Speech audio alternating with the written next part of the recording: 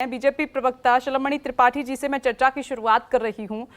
तो शिलामणि त्रिपाठी जी, हम ये कैसे मान लें कि बीजेपी फ्री की राजनीति नहीं करती सत्ता पाने के लिए? आप दूसरी पार्टियों पर तो सवाल खड़े कर रहे हैं, लेकिन आप खुद भी तो देखिए, आप भी तो उसी राह पर चल रहे हैं। और चलिए, हुआ सो हुआ। अब ये मान लें कि आगे से ये जो फ्री की राजनीति है वो बंद होने जा रही है। चुनाव प्रचार के दौरान बीजेपी कोई फ्री का वादा नहीं करेगी, शॉर्टकट की राजनीति का इस्तेमाल नहीं होगा।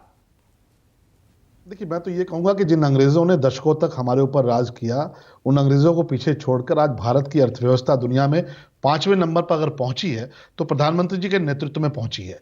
बहुत सारे ऐसे फैसले हुए जिनको लेके हमारे विपक्ष के साथियों ने बहुत सारे सवाल उठाए कि प्रधानमंत्री जी और उनकी सरकार सख्ती कर रही है, कड़ाई कर रही है। तब तो ये नहीं पूछा गया कि हमने चुनावी लिहाज से किया या नहीं किया, हमने देश के लिहाज से किया। बहुत सारे ऐसे फैसले थे, मैं उनका जिक्र नहीं करना चाहूंगा, लेकिन हमारे ऑपोजिशन के लोगों ने बहुत सारे मुद्दों को उठाया कि देखिए जीएसटी भी ला दिए, तो ये भी ला दिए, वो भी ला दिए। तो क्योंकि प्रधानमंत्री जी के केंद्र में देश का विकास और देश की अर्थव्यवस्था सबसे केंद्र में है, इसलिए वो बार बार ये बोलते हैं। और मुझे लगता है कि इस देश का एक सामान्य नागरिक भी जानता है कि रेवड़ी क्या है और कल्याण के लिए चलाई जा रही योजनाएं क्या है। आप 200 यूनिट की बिजली की तुलना किसी गरीब परिवार को मिलने वाले राशन से नहीं कर सकते। मैं भी गौरव जी को सुन रहा था, ठीक है कोरोना चला गया, बिल्कुल सही बात है, ईश्वर करे कोरोना हमेशा के लिए चला जाए, हम सब ने मास्क लगाना बंद कर दिया, लेकिन क्या कोरोना का इंपैक्ट खत्म हो गया?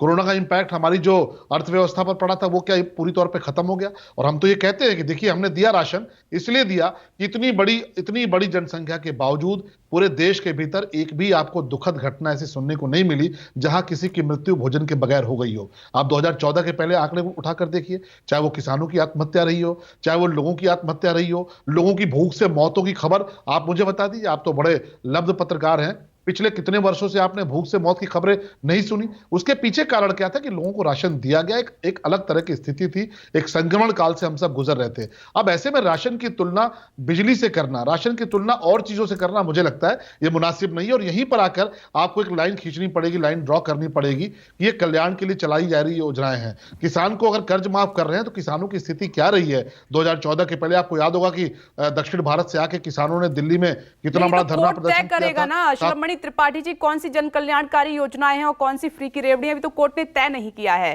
ठीक है, कोरोना काल में आपने राशन बांटा, लेकिन उसको एक्सटेंड किया वो चुनाव को देखते हुए। फिर नहीं, देखिए कोर्ट तो तय करेगा, कोर्ट को तय करना है, लेकिन जनता भी तय करती है। अगर जनता तय नहीं करती तो मैं आपको 3 उदाहरण देता हूं। उत्तर प्रदेश के चुनाव हुए, हिमाचल के चुनाव हुए, गुजरात के चुनाव हुए। तीनों जगहों पे एक दल के लोग जा जाकर ये कहते रहे, उत्तर प्रदेश भी आए थे, हम सब तो चुनाव लड़े, हमारे खिलाफ आके प्रचार करते थे कि हम मुफ्त में ये बांटेंगे, मुफ्त में वो बांटेंगे। उत्तर प्रदेश की जनता ने क्या कहा कि हमें नहीं चाहिए मुफ्त में, हम देश के साथ खड़े हैं, प्रधानमंत्री जी के साथ खड़े हैं। हिमाचल की जनता ने भी वही कहा।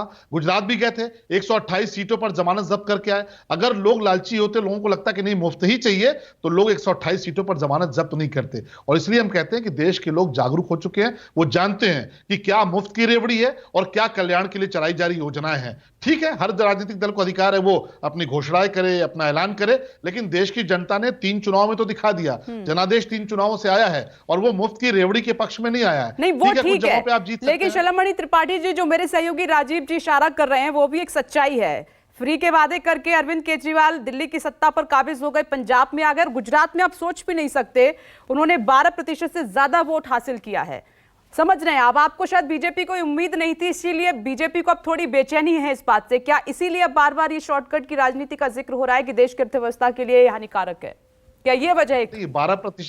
12% के जो वोट उन्होंने हासिल किए हैं, ये बेचैनी हमारे पास है या कांग्रेस के पास है? सुरेंद्र जी बैठे हैं, ये बताएंगे किसकी सीटें गई, किसका क्या हुआ, ये उनकी चिंता है। हमारे पास तो आप देखिए हमने तो रिकॉर्ड तोड़ा है। हमेशा ये नहीं, आपकी चिंता नहीं है। तीसरी पार्टी ने गुजरात में दस्तक दे दी है, आपके किले में सेंधमारी कर दी। 156 सीटें पाने के बाद अगर आप मुझसे सवाल पूछती हैं, भारतीय जनता पार्टी 156 सीटें लेके आई है 27 साल तक सरकार चलाने के बाद। लोगों ने तो जवाब दे दिया ना, गुजरात के लोगों ने, कि नहीं यहाँ पे किसी के लिए कोई जगह नहीं है। और अब तो आम आदमी पार्टी के भीतर से भी जवाब आने लगी है। कल उनके एक विधायक जी ने कह दिया कि नहीं, हम तो भारतीय जनता पार्टी और प्रधानमंत्री जी पर विश्वास करते हैं, उनका काम बहुत अच्छा है। तो ये तो गुजरात की जनता ने जवाब दे दिया। जो आपको 12% वोट दिख रहा है, ठीक है 12% वोट उनको मिला है, लेकिन 27 साल तक हुकूमत में रहने के बाद एक दल 156 सीटें लेकर आया, ये अपने आप में मुझे लगता है कि देश में एक अलग तरह का आपको एक राजनीति देखने को मिलेगी। और गुजरात के लोग हों, चाहे उत्तर प्रदेश भी देख लीजिए, उत्तर प्रदेश में भी कितना वातावरण फैलाया गया, कितनी सारी अफवाहें फैलाई गई और कितने प्रचंड बहुमत के साथ योगी आदित्यनाथ जी के नेतृत्व में सरकार बनी। तो जहां पर लोग एक बार गुड गवर्नेंस देख लेते हैं, उसके बाद पलटकर दूसरी तरफ देखने की ठीक है शलमणि त्रिपाठी जी, आप कह रहे हैं कि गुजरात में अगर दस्तक आम आदमी पार्टी ने दी है तो इसका नुकसान बीजेपी को नहीं है, कांग्रेस को है, उनको सोचना है। मैं दोबारा आऊंगी तो एक और अहम सवाल आपसे पूछूंगी। नमस्कार, मैं हूं मानक गुप्ता। अगर आपको हमारा ये वीडियो पसंद आया हो तो इसे लाइक और शेयर जरूर करें और हां, हमें सब्सक्राइब और फॉलो करना ना भूलें ताकि आप देश और दुनिया की कोई खबर मिस ना करें। तो जुड़े रहिए हमारे साथ और देखते रहिए News 24।